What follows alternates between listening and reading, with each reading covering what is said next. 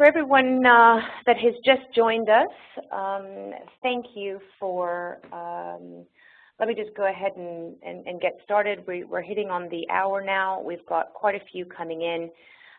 We've only got an hour to get through the webinar, and we want to make sure we cover everything and be able to open up the floor to a good Q&A session. So welcome everyone, and thank you for joining us for today's webinar, where we'll be introducing you to the latest version of the Climate Bond Standard and Certification Scheme. My name is Justine Leigh-Bell, and I head the Climate Bond Standard Program here at the Climate Bonds Initiative. Joining us today is Piet, Senior Advisor for Responsible Investment at PGGM Investments in the Netherlands, and Svink Ekar, also with PGGM, who is the Lead Portfolio Manager of Investment Grade Credits. Both will share with us later on in the presentation their experience investing in green bonds and their perspective on standards for the market moving forward. I also have with us Rob Fowler, Technical Advisor to the Climate Bond Standard Program, who will take us through the key features of the updated version of the Climate Bond Standard. But before we begin, I would like to go over some basic housekeeping items. The webinar will go for 1 hour. Your audio is muted. This is just to be able to cut down on background noise as we go along. We will have a dedicated Q&A session at the end of the presentation. You can submit questions by using the Q&A panel on the right hand of the screen in the webinar platform, which we will come to at the end. You can also raise your hand using the hand icon at the bottom of the attendees list. The host will unmute you. Please note that you can also make the presentation full screen by pressing the full screen button on the top right hand of the slides. This webinar is being recorded and will be made available to participants of the webinar shortly. If you're experiencing any technical problems during the webinar, please contact your host using the chat box. Okay, so we're going to roll out the webinar today within this hour, starting with a brief overview of market developments and an overview of the Climate Bond Standard and Certification Scheme more generally from myself, before I'll turn it over to Rob Fowler, who will then run us through the key features of the updated version, which is currently out for public consultation. And then we're pleased to turn it over to our folks from PGGM, a key partner organization of the Climate Bonds Initiative, to run through a bit of their experience engaging in this market and where they see the opportunities in the years ahead. So let me begin by giving a quick overview of who the Climate Bonds Initiative is. Some of you are quite aware of who we are. Others are hearing about us for the first time. So quickly, we are a nonprofit organization. We're based in London. Our key mission is mobilizing debt capital markets for climate change solutions.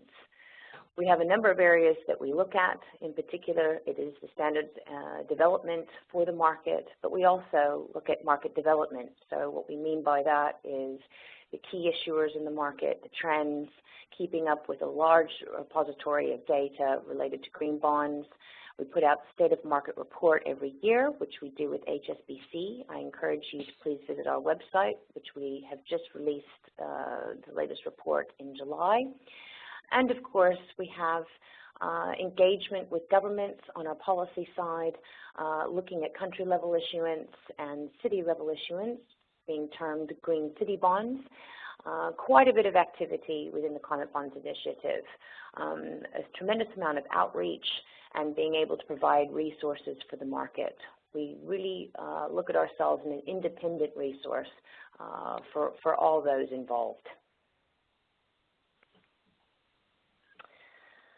So many of you have heard that the green bonds market has really just taken off in the last couple of years. 2013 is where we really saw the change in the market. Early 2013, we saw IFC come with their benchmark issuance of 1 billion euros. And behind that, shortly after, we had corporates coming into play.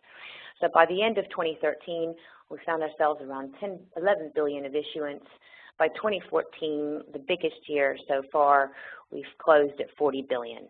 And this was quite a mix of different players, both corporate and governments, governments in the sense of muni issuance out of the U.S. market, corporates out of the EU market, and then, of course, majorly driven by the development finance institutions like World Bank, EIB, being some of the biggest issuers in the market. So as you can see there, we've got quite a different mix. Basic principles with green bonds, it's all about the use of proceeds. Critical is the transparency and reporting element. Nothing different from a regular vanilla bond, except now you're getting yourself an additional green feature to the bond. Comparable pricing for the most part. Of course, I think we're starting to see some hints of this changing as word has it out on the street. And then, of course, most of what we're seeing is around 90% investment grade and a repackaging of existing assets. So reminding us all that, you know, bonds in essence are a refinancing tool. And this has really been quite an example as to where we're seeing a buildup of momentum in issuance. So this year, target was expected around 70 billion. Let's see if we get there. We've seen quite a few issuance come to market here in the last couple of weeks. I suspect that we will see more in lead up to the end of the year with the COP. And this is just pulled from our State of the Market report. So just to give you a sense of the breakdown of different areas of issuance. Energy continues to be the dominant area, followed by buildings, in particular green buildings. And we expect this to be a huge, large portion of issuance in the next year, in the 2016 year. Many people looking at the opportunity of energy efficiency in the built environment. Another area of opportunity falls within the water and transport space. We really do expect to see quite a change in this in the years ahead.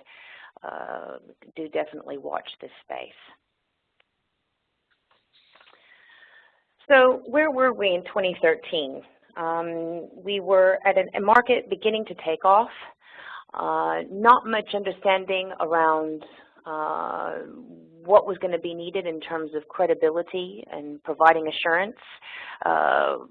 Saying the word standard really didn't get much attention. It was, let's leave standards at bay, let's just let the market grow, let's let it find its feet. But as the market has taken off, and now we find ourselves in 2015, there's been quite a bit of discussion about the need for standards. The demand is growing. Standards assurance and certification have been identified as key to improving confidence, and this will become even more important as we start to diversify into different asset classes. At the moment, yes, most of what we've seen has been around renewables. It's difficult to argue against a wind or a solar project at that, but when we start looking at more complicated areas, it's going to like bioenergy and water and forestry and agriculture. If we're going to be able to see the opportunities within those landscapes, then we need to be able to have the right standards in place to guide that. One key development, a really good development in the market that we saw early on in 2014 was the green bond principles. In March this year, they came out with another iteration where it encouraged the development and use of standards for certification of green bonds. And of course, key to the green bond principles is around best practice around issuance, predominantly around transparency and reporting of the assets, and fundamentally it's about the assets, not the company itself. The climate bond standard represents an important step into the next years ahead. It is going from broad integrity principles to a more robust and effective certification scheme. So standards with clear mandatory requirements around use of proceeds, tracking and reporting, specific eligibility criteria across the low carbon and climate resilient projects and assets, assurance framework with independent verifiers and clear procedures, and of course, certification by an independent climate bond standard board made up of 34 trillion of assets under management. I'll talk about that more here in a minute. So key objective is really providing assurance for investors. And not only that, but institutional investors are very aware of the macro risks, but it's difficult to quantify. And so we see this as an education tool as well. being able to provide investors and issuers alike where the possibilities lie within this market. What is low carbon? What is climate resilient? So a lot more to discover as the standards program grows. And of course, what we've been seeing is, investors being offered a regular vanilla bond with, I guess, maybe brown assets behind it versus a bond with green assets, same risk-reward profile. They're always most likely to go with the green bond. Standardizing across a large pool, like I said, being able to increase diversification across the assets is really a key element of this. And of course, we need a simple tool, one that gives issuers and investors confidence in what those green claims are. We need to make sure that what it says on the tin actually does perform accordingly. The easier it is to use, the faster the market will grow.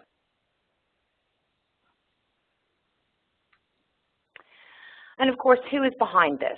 So this is not Climate Bonds Initiative deciding what is green. It's not Climate Bonds Initiative that is developing their own standards in-house and then coming to market. This is very much a collaborative effort with 80+ organizations involved with, like I said before, a very strong Climate Bond Standard Board behind it, representing the institutional investor voice, governments alike, with NGOs behind that as well. And this, of course, is not an exhaustive list by any means, but just to give you a sense of some of the organizations that we do have behind it. It is them, with their expertise, that comes together to be able to identify what the key investments are to bring each of the major sectors up to a low-carbon and climate-resilient economy for 2050. And we rely on their expertise to be able to develop the standards and also be able to engage the public domain on what is being developed. So a very large multi-stakeholder approach.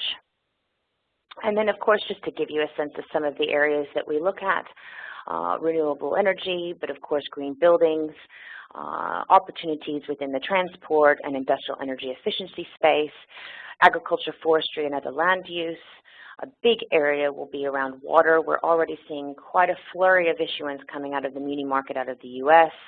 So huge opportunities still present themselves there. The question is, how can we translate that across the globe to areas like the emerging markets, for instance? And of course, waste management, bioenergy, and the like. There's quite a few areas to be able to investigate. And again, just a snapshot of the technical working group areas that we've completed that are on their way out, and other areas that we're getting ready to start. When I say completed, I mean this is where issuers are able to certify their bonds against these assets. Out soon, currently in public consultation, we have agriculture, forestry, and the land use. Geothermal is also out for public consultation. Soon to come out will be low carbon transport. We're expecting a release date at the start of October. And then at the end of October, probably start of November, we'll be looking to release the water proposal. So please do keep an eye out for those coming on board. Other areas we'll be looking at marine assets, will be up and coming, and of course energy efficiency in industry. This will be another area of focus for the Climate Bonds Initiative in the new year. Just to give you a quick run-through of how this works, and missing on this is quite a key fundamental group, which is the industry working group, which runs in parallel to this. Each sector that we look at has its own technical working group of experts from around the world representing different regions of the world, which is key. They are there to propose criteria and draft this into a discussion document, which is led by a lead specialist that we appoint. We have a series of meetings over a course of 6 to 8 months where we discuss all the necessary issues that need to be addressed through criteria, and then those proposals are presented to the public for a public consultation period.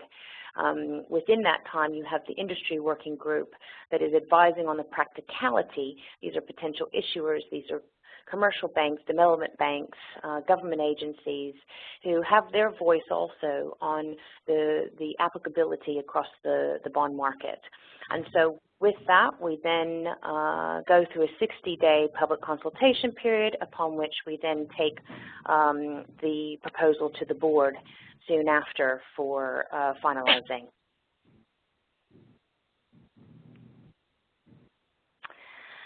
And so just to highlight a bit of that board, a pretty impressive board at that. Again, 34 trillion of assets under management. As you can see, we've got groups like the International Cooperative Mutual Insurers Federation, the State Treasurer of California, Institutional Investors Group on Climate Change, Series Investors Network on Climate Risk, and so on and so forth. So quite a caliber of different stakeholders involved in our board. They are there to provide oversight over the implementation of the climate bond standards and the certification scheme, approval of all standards and documentation relating to guidance and strategic development of the scheme. The Standards Secretariat provides support and coordination, which is my role along with my team members, working with issuers and verifiers to help through the certification process. So now that leads us over into highlighting some of the key features of the latest updated version of the Climate Bond Standard V2. I'd like to introduce Rob Fowler. He is part of CBI's advisory team. He has played a major role in the development of version 2.0 of the Climate Bond Standard, due to be launched in October this year. His key role with CBI is to work with issuers, verifiers, intermediaries, and regulators to accelerate the take-up of the climate bond certification scheme and the issuance of certified climate bonds. Rob, let me turn it over to you and take us through the key features.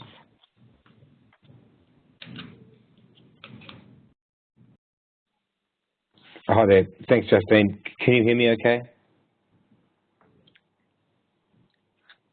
Is it loud and clear? Yep. Okay, great. Nice to be with you this evening. I'm going to take you through a few parts of what the updated climate bond standard is hoping to achieve. I think if Justine, you can forward the slides on for me if that's possible, or no, I have the power. That's great. Yep, I have the power. That's fantastic. Thanks so much. So what's happened is that the climate bond standard prototype was released in late 2011 and really created a useful approach for people to look at and to work with. There's been a few certifications so far, and the interest in getting certified has been quite extraordinary as we've started to work on version 2. So version 2 really tries to enable a few features that we've seen the market wanting. The assurance framework needs to be very clear and consistent so it can be efficient and low cost. That's one of the clear objectives we have. As Justine just talked about, the green bond principles have been updated and released, so we've integrated those. We've talked more explicitly about annual reporting requirements, so that's much clearer. And hopefully we've created a minimum set of reporting requirements so that people know what's sufficient, and then they can build on that as they see fit. And I'll get into a bit more detail on that topic soon. And we've got all sorts of different types of bonds that are accommodated under the standard. So we're basically running through a consultation and road testing process. We've released version 1.9 a few months ago, and we're closing off consultation at the end of September. We've currently got a few different bonds undertaking road testing, which is quite exciting. A development bank, a government, and corporate. So we're looking at seeing how those entities work with the standard and work with some verifiers to see how that works, and try and make sure this thing is operable and practical when it gets released.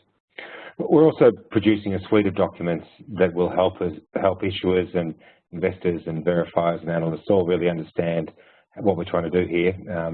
The standard itself as a document has been written in a certain type of language, so we need to provide much more user-friendly material which will help people understand how it all works, and hopefully make it clear that this is an easy process to get a bond certified, and make it clear that it has credentials in the green space. So as I've talked about, there are a couple of key features. I'll dive into a few in detail in the following slides, but it's important to see that the green bond principles as being a key part of this. As Justine mentioned earlier, the updated principles really talked about assurance and certification and standards, but we've taken that forward in a quite a useful way, and tried to make it a lot less subjective about what is green, how these things are managed internally with use of proceeds. and trying to get a much clearer picture and a more objective process to say this is sufficiently green to be certified. And I think that's a big part of this. The technical criteria, which Justine has discussed, is a very important part of seeing a clear pathway for understanding what is sufficiently green and can be certified, and therefore what the investor can see is quite clearly sufficient. There is a lot of different types of bonds out there, and we see an enormous variety of structures and products, and new products coming to the market, and that definitely needs to be encouraged. We're involved with a lot of aggregation work and other efforts to try and improve that process, bring smaller scale assets together. But the standards are intended to cover all different types of bonds. Some of them have particular nuances or risk areas that we've tried to address. So there is a part of the standard that talks about specific bond types and tries to address some of those risks in a clear way. And the idea here is to have a clear structure for a standard which says this is how you select assets, this is how you manage proceeds and report and use assurance. But at the same time, there's a lot of different investment areas and a lot of, I suppose, new to the market sort of approaches which need to be accommodated. So we're trying to create a consistent overarching framework while also having some flexibility with the different criteria for different investment areas to come forward. As Justine said, we've got technical working groups working on a variety of different areas, trying to get it right, and that's going to take some time to come forward and be approved and then evolve over time and be updated. So one of the key challenges here is about reporting requirements for issuers, and we see that there's a wide variety of different levels of reporting that people want to see or want to produce. The development banks have really led the way in establishing the green bond market, and that's been fantastic. They also have, as a feature of their existence, a very close attention to the outcomes and the impacts from the investments they make. That's part of their mantra. And so they've been leading in the way that reporting on investments, reporting on the outcomes and the implications of those investments for green aspects have been very much in their minds. What we see is that there's another large proportion of the market which doesn't have that as a key mantra and really just want to get these bonds issued and make sure they're properly certified. So we see a real tension there. What we're trying to create here is a minimum standard for what reporting requirements are out there. And you can see here in this slide we've talked about what is mandatory, that there is reporting to the Standards Board and the bondholders, of course, on a regular basis. But there may also be public reporting as desired by the issuer or required by investors. And that's a key aspect, but it's not necessarily part of a minimum standard. At the same time, we're also looking at use of proceeds and the eligibility of assets, but we're not necessarily requiring that the impacts of those assets are laid out to any particular degree. And that's a practicality across the different types of assets that are around, as well as acknowledging that there needs to be a minimum standard in place, then an opportunity for issuers and investors to move ahead and put in place best practice as they see fit. What we're also trying to do is leverage the existing reporting regimes for issuers and holders so that we're not increasing transaction costs by any significant degree if we can avoid it. When it comes to impact investment, and I suppose the reporting of that is a certain expectation that's evolving in the market. When it comes to climate bonds and green bonds, we see that there's a similar sort of group of people involved and a certain set of expectations that are being realised. But what we also see is there's quite a difference in the intensity involved in how you might report on the outcomes of a portfolio of assets which is represented by a bond, or how you might report on how these things are impacting on their objectives. And at the top of that pyramid, we clearly see that there's some pretty much free information about what the assets involve. And the vast majority of the time, particularly in something like renewables, you can see the capacity of the asset in terms of megawatts is fairly straightforward. Once you start getting into what that asset is producing or the emissions avoided from the grid or other sorts of aspects, you very quickly get into an area with quite detailed information flows and some transaction costs that are acceptable to some, but not as attractive to others. So we're trying to help people understand from the investor side as well as the issuer side that there are different levels of reporting and transparency, I suppose, at the bond level of financing that can be put in place, and they have different levels of value depending on who you are.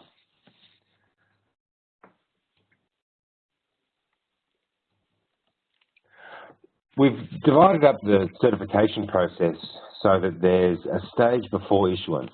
We see that bond issuers want to take to market a product which is similar price, similar credentials, similar rating, but has all the green credentials as well.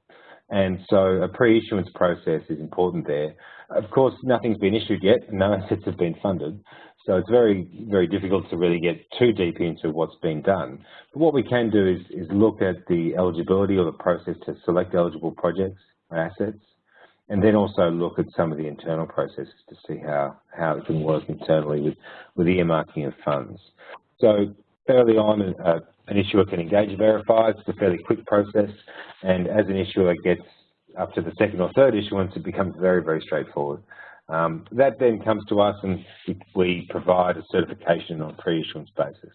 The issuer can then take that to market and be confident that they can get the sort of attention they want, they can get the investor diversification they're looking for, and they can hopefully take a good product to market.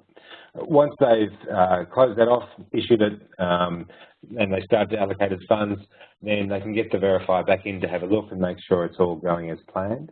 But it's sometimes different, and we often see that the scale of the bond is increased or the diversity of assets is changed a little bit to cope with that. Depends on how the market reacts to the process of actually putting the bond out there. So the post-issuance process is really pretty straightforward, just to check off that everything was as planned, and the verifier provides a report and the board provides certification. Now, we split the requirements this way, but it doesn't have to be that way. If you've already issued a bond, you can definitely come and get certified if you want to take advantage of the secondary market premiums that some people are talking about at the moment, or if you want to make sure that your green labelling has an extra level of integrity. But the pre-issuance and post-issuance is really set up there to try and dance along with the normal process of issuing a bond. Now, the first time a bond issuer comes to market, it can take a little bit of time to get the pre-issuance sorted out. But what we've found with some of the early issuers who are now going to the second time, it's pretty much the same sort of timing they need for a normal bond issuance. Now, as I said before, the idea here is to provide a very smooth and easy process. And so guidance material is really important. And we've created the standard as a document. It's pretty hard to read for some. It's a bit wordy, but the idea is that it's a basis for a comprehensive approach. We're in the process now of producing guidance for issuers. We have a drafting group for that. And we've produced a pretty good draft of the guidance for verifiers. And we're moving ahead with the other guidance and trying to make sure that all of this sits together as a really nice and easy to read and easy to understand package of material, targeted to the people who can use it and their ability to digest. We welcome anyone on the webinar who's interested in providing input to those guidance documents. If you have particular questions or comments or suggestions, please feel free to send them through to us. We really welcome that sort of input at this stage of the process. And that last section there, the eligibility and guidance documents, that's really the crux of the technical criteria which are being produced by the technical working groups and the industry working groups and then approved by the board. So that library of documents will expand and then evolve over time as we get better understanding of how these things work. Some of the guidance that has been put out so far for those, the consultation documents, suggest having an annual review of those for the first 3 years and then settling it in. I think that's a useful way to think about it, how we try and get some experience here and make this work over the next 2, 3, 5 years. Now, this is a diagram of what we tried to put together, just to try and give you a bit of a picture. The big box in the middle there is the actual standard with a few different parts.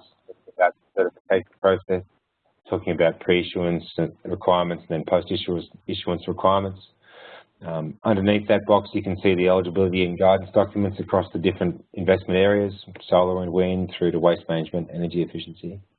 And then on the right-hand side, the sort of documents we're trying to put together now to provide guidance to the people who need to use the standard and try and make a very easy and streamlined approach for everybody involved.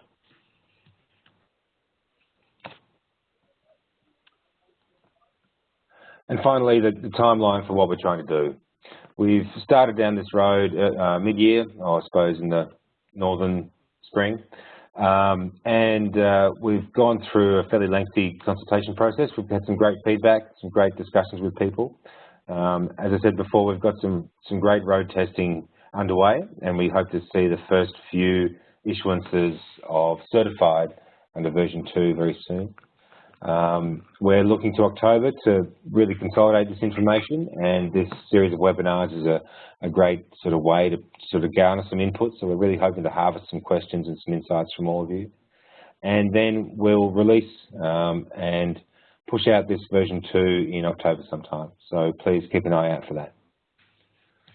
Thanks very much, and I look forward to any questions you may have.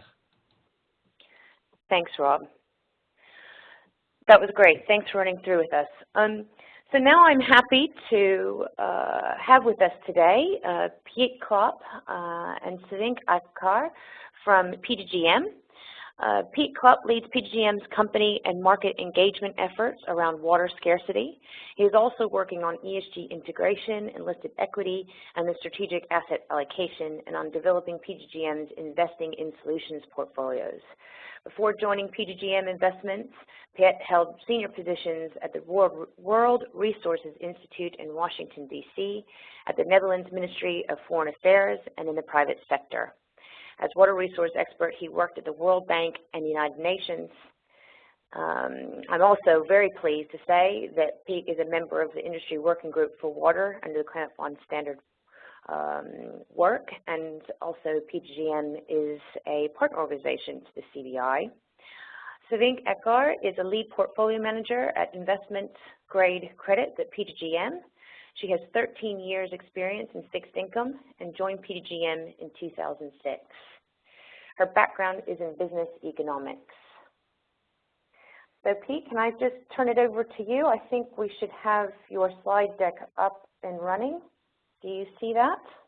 Yep. And can you hear me? I can hear you well. You know, the real expert on our team here is Savink, but I'll say something by way of a general introduction. Some of you may know that our main client, PFCW, that's the pension fund for the healthcare industry in the Netherlands, has tasked us with three very ambitious goals. One is to halve the carbon footprint in our portfolio. The second is to quadruple the investments in solutions, as we started calling them. And the third one is to even further integrate ESG externalities across the entire portfolio and investment chain that we run here. Now, it's on that investments in solutions that I'd like to say a word. What is a solution? You know, that very question makes us grapple with the very same things as, you know, the standard setting bodies under the Climate Bonds Initiative are grappling with. So in a way, you know, all these standards that you're developing is grist to our mill. This is exactly what we need, not just for the green bonds that we buy or would like to buy, but also for other things that we do. So this is great news, and kudos to your team, Justine and Rob and everybody else for leading this. Now, if you're an institutional investor and you'd like to take investments in solutions to the institutional scale, then you're talking billions of euros. You know, we're aiming at 20 billion euros in investments in solutions by 2020. And you need to do that across different asset classes, obviously. You know, this is not something you can do just within infra or within private equity. We have to fire on all cylinders to even get there or close to that target. Now, green bonds obviously have an important role to play here, but I must admit that we're still kind of sitting on the fence with this. Partly in anticipation of, you know, a more mature market driven by the Climate Bonds Initiative and its standard setting efforts, but also partly by concerns that we have about, you know, the liquidity of the market, the credibility, perhaps. You know, we certainly don't want to be accused of greenwashing. And we also need time to fit this in the different mandates and benchmarks that we're working with here. So, you know, we can't claim that we're a big buyer of green bonds just yet, except for the corporate fixed income portfolio that Sevinch runs. And she'll now tell you a little bit more about, you know, what considerations do we throw in the mix before we actually buy these green bonds that we've seen. Hi, thanks for the invitation. Both Piet and I are honored to give you a presentation about our experience with respect to green bonds. Before I start with the agenda, I would like to give our motivation why we are investing in green bonds. First of all, Piet mentioned it helps to achieve the bio ambition of PSW. That's investments and solutions. We call it bio in Dutch.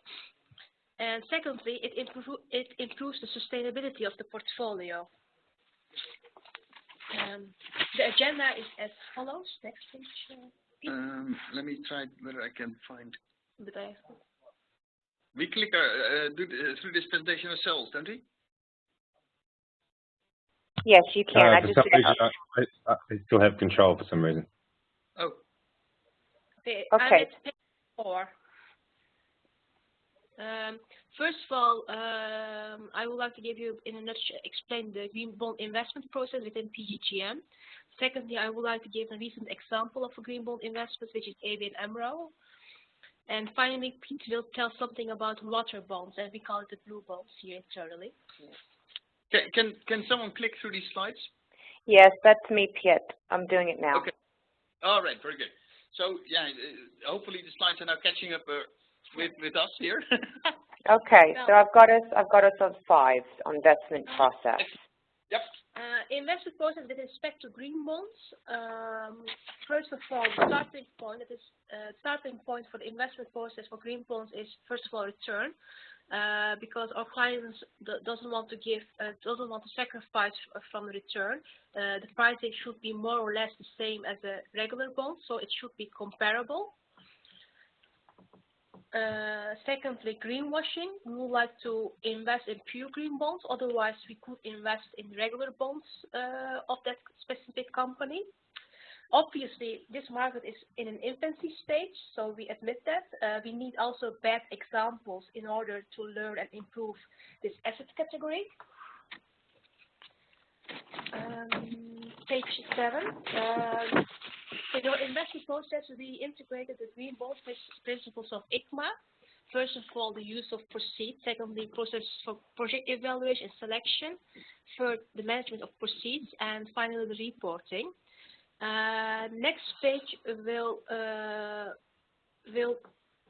present our investment process. We developed an internal decision tree for the green bonds. First of all, we are looking at the coverage. Is this company under our focus list? Yes. Then we are going to the second stage, which is the credit view, because we are also looking to the fundamentals of a specific company. Otherwise, we will not invest. So if we have got a positive or neutral view, we will go to the next step.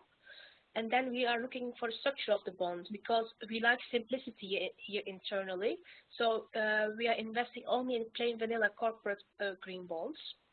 If that is a yes, then we are going to the next stage, and that's standard of issuance. And here comes the green bond principles of ICMA. If that fits all the criteria, we will go to the next stage, and that's liquidity, because liquidity is extremely important in this asset category, because we are looking to the bid-ask spread of a specific bond, and if there is a liquidity, then we will go to the next stage, and pricing. The pricing is the bond cheap, or does the bond have a fair valuation? Then we will consider to add this bond in our books. Next page shows how we monitor current green bond positions in our portfolio. Of course, we follow the fundamentals of a specific company closely, but next to this, we follow also the proceeds, whether the proceeds of the green bonds, whether they are allocated for specific green projects. And we are following here the recommendation of the green bond principles. And finally, I would like to give the ABN AMRO bond, green bond, as an example. It was the last thing that we invested in green bond. And can you move to the? Yeah. First of all, why we like the ABN green bond? Because first, 100% of the proceeds will be used to refinance or finance energy efficiency loans. There was external audits will take place annually, and there was also an upper verification, and there's also an annual impact reporting, and also the climate bond standard has given certification for this bond. And the pricing of this bond was more or less similar as the regular ABN AMRO bonds. And this part is my part of the presentation, and Piet will give the final part. Yeah, you know. Just a few words about the water bond standards that we're helping to develop. You know, it's maybe a concern that affects other working groups as well. That what you see in trying to set a standard, things get complicated pretty quickly, with different interest groups, perhaps different participants, adding their own concerns to the standard. I've seen this happening perhaps in the water bond standard where, where all sorts of concerns were piled on this one instrument. And I think that may be complicating things to the point that it'll be very hard to issue bonds, or to buy bonds for that matter. If you need to sort through a maze of requirements and conditions. So keeping things simple and keeping the instrument simple is, I think, a very important consideration for all of us. We don't want to put up the perfect as the enemy of the good. You know, is I think the best way to describe this. But again, we're very much in support of the work that you've been doing. Standards is what we need. If really we want to take this to the institutional level, then the whole effort will fall or succeed by virtue of good, simple standards. So yeah, I'll leave it with that, and perfectly ready to answer any questions that may arise. Thank you, Piet. Thank you very much for that. That was a nice view coming from the PGGM team. Thank you. And so let me turn it over to Q&A now. Let me just remind everyone just in terms of how to go about that. You can submit the questions by using the Q&A panel on the right hand of the screen, or you can also raise your hand using the hand icon at the bottom of the attendees list, and then we will unmute you. So in the meantime, I would just like to make comment while we have questions coming in to what you were saying, Piet. I think that one of the key, I guess, mechanisms of the standards program really is to create that certification label that allows for quick decision making. It is about scale. I think some of the figures of what we're looking at for 2020 is being able to have a $1 trillion bond market, a green bonds market at that. And so to be able to reach that level of scale, we need to be able to make quick decisions. And I think that being able to have a standardized process that brings formality and consistency to all of the basic requirements, and that's coming back to I guess really the pillars of the green bond principles, is really going to be key. Getting the fundamentals right, and then whatever gets built up on top of that as we move along is really where we see the value of the standard and certification scheme. So with that in mind, does that align very much with PGGM in the essence?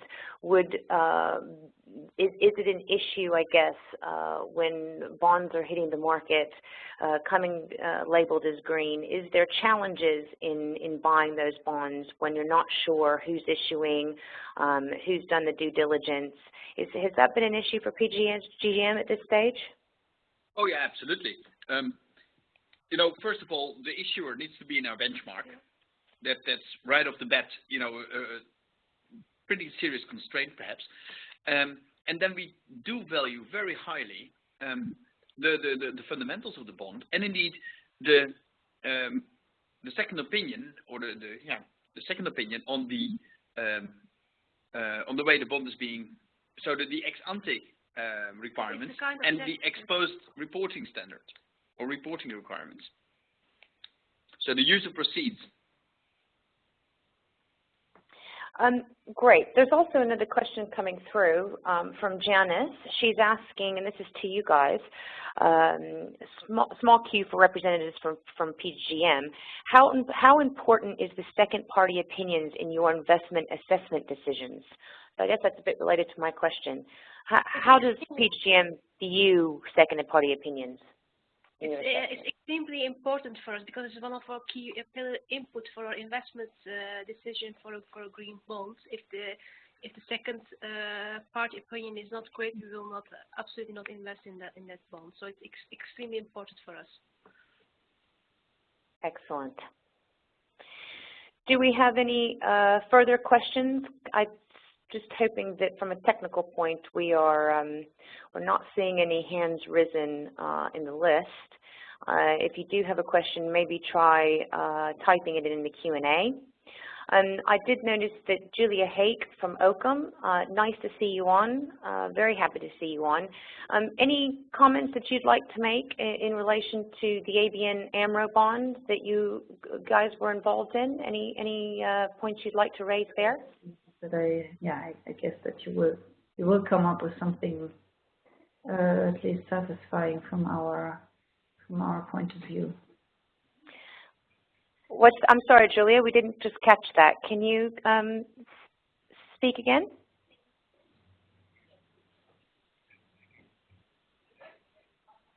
Julia? Okay, so we might have some technical difficulties. But she did ask one question, and this goes to you, Rob. We had talked about a template for verification reports some weeks ago.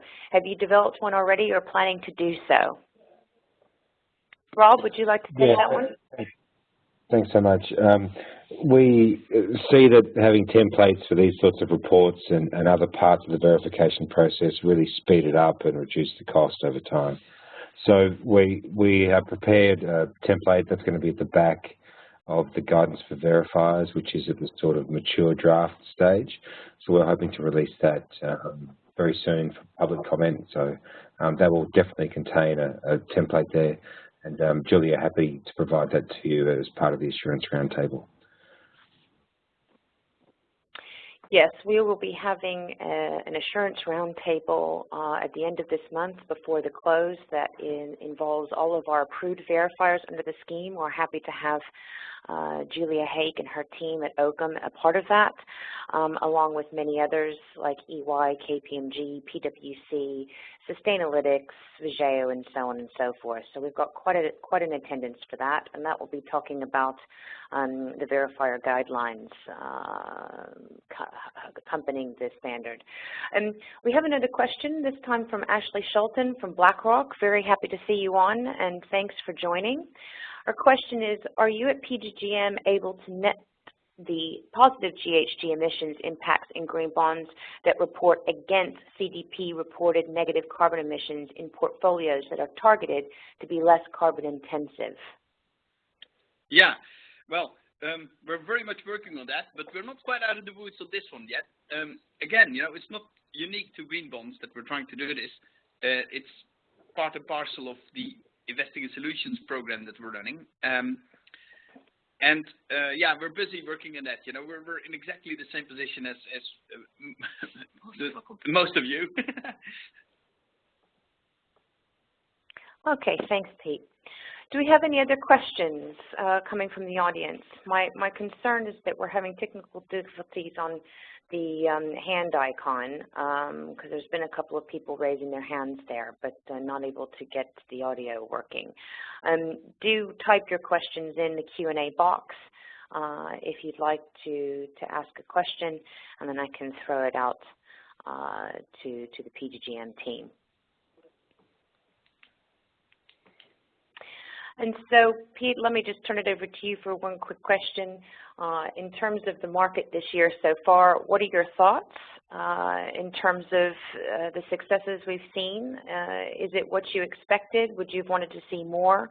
What do you think we'll see for 2016? And in particular, where do you think some of the biggest opportunities will be in this market moving forward?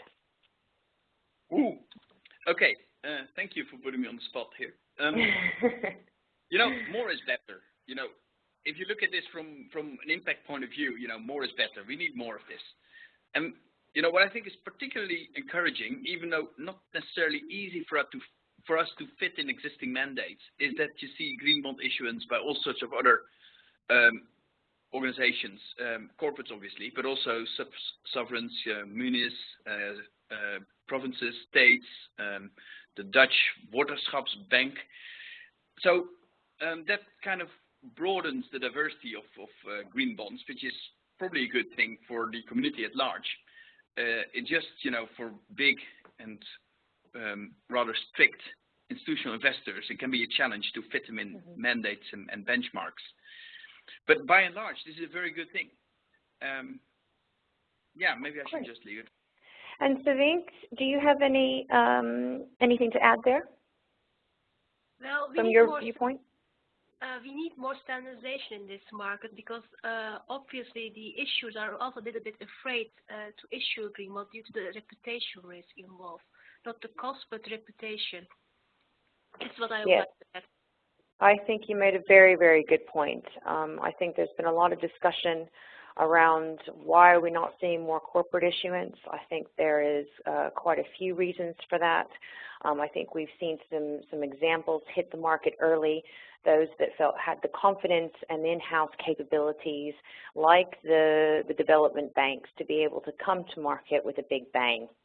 And we've seen them. They were the early entrants. And I think now we've got that second layer of corporates that are on the fence. They want to engage. There's a lot of moving parts that are happening in the market at the moment. Verifications, second-party opinions, standards, green bond principles. And I think there's that concern that if they don't get it right on the onset, that risk to their reputation could be quite damaging, and rightfully so. So it's really, we're at that stage of needing to kind of pull it all together through a collaborative effort in a way that it makes it easy to come to market issuing without all the headache of figuring out what is the best way to come to market. I think then we've got another layer, which is really looking for the price benefit before they participate. And so I'd say that's our third layer of corporates. But you know, let's see how it goes. We have another question coming from Xavier, which from OECD, I believe, if I've got that right.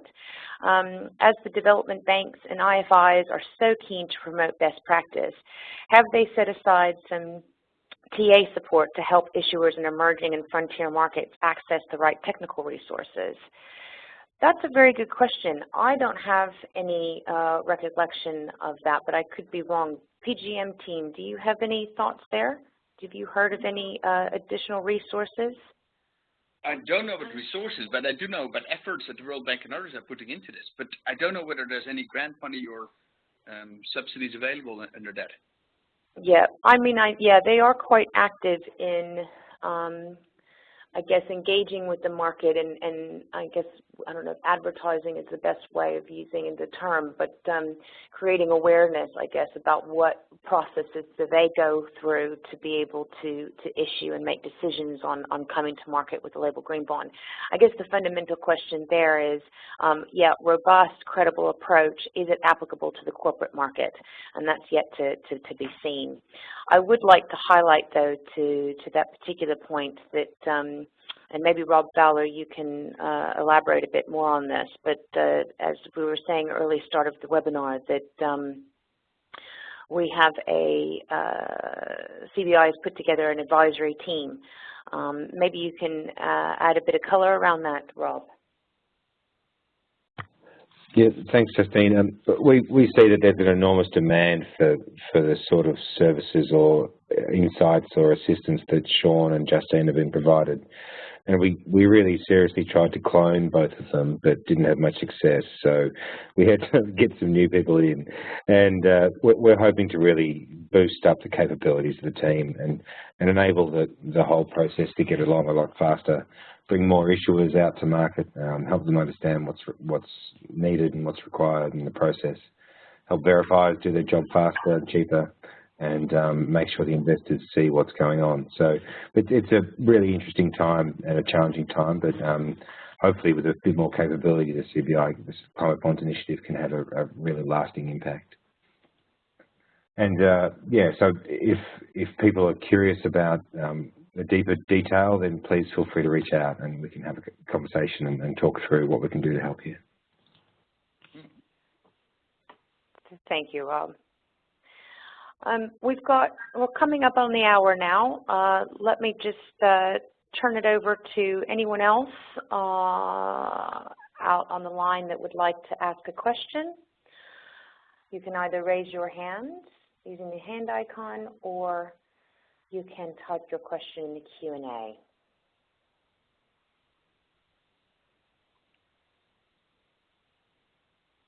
Okay.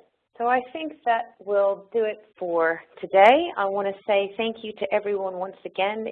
We had a great turnout for this. About 50 folks came online to listen to this webinar, so we thank you very much for that. We also want to thank the PGM crew for coming on today and giving us your perspective. We feel quite pleased to have you guys involved in our work. So thanks a lot for sharing that with us today. And to Rob Fowler, thank you very much for coming on and running through the version 2.0 with us today. To everyone else, please do share your questions with us. If you have any feedback that you'd like to share, we will be closing the public consultation for V2 on the 30th of September. And so do please get those in before then. Just quickly before we wrap, I'm sorry, we've just seen one question. I don't know, Katie, if you can, okay, I don't have the name though. Babu from Epic Sustainability Services. You have a question? Yes. Okay, go ahead. I have typed the question. Can you see that? Yes. No, I haven't seen the typed question, sorry. But I can hear you loud and clear. So would you like to fire away? No, basically, we would like to know what is your policy with respect to the hiring of statutory financial auditors of the company as their bond verifier. Because in some of the countries, including India, it is discouraged and forbidden to hire a statutory auditor for other certifications for conflict of interest reasons. What is your policy, please? Well, any verifier providing assurance both on the financial and on the environmental credentials of the bond must be an approved verifier under the scheme. And so into that regard, we have eligibility criteria that needs to be met by the verifier on a number of fronts, and independence is one key area. Before that they can become a verifier under the scheme. And our board reviews that information and approves them. I don't know if, Rob, you want to add any more to that? No, you haven't answered my question. You are answering that how you are going to select your verifiers. I am not asking you that. I am asking you, after you have selected the verifiers, how are you going to control this conflict of interest situation? I'll try and answer that if it's Justine. Go ahead. So the expectation is that our verifiers will use auditing and assurance standards which are well accepted in each of the jurisdictions based on the international standards we see that are prevalent. Within those standards, there are clear processes to understand independence and conflict of interest. And if there's a regulatory regime in place in that jurisdiction which highlights a potential conflict, then we would expect the verifier to follow that procedure as the local jurisdiction dictates.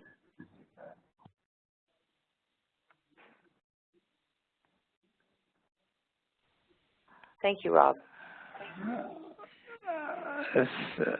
There's no particular answer. He's leaving it to the verifier to decide, but I think you need to have some kind of policy. That's what we think. Most of the regimes, most of the protocols have that in place, that you need to have some kind of a system wherein you control that. So Babu, that's a great point raised. I think that it's worth taking that offline, and hopefully you and Rob can catch up afterwards and talk about this in more in depth. We do have some frameworks set in place. I think just given the conscious of time that we can talk about that in more detail with you offline. But thank you very much for your question. Very much appreciate it. So that wraps us up on the hour. Thank you, everyone, once again for attending. It was great having you on. Thanks for those of you that engaged on the questioning. For those of you that are still would like to learn more, please do get in touch with us. And thanks again to the PGGM team. Have a good day. Thank you. Thank you. Is nu offline of gaan we offline doen?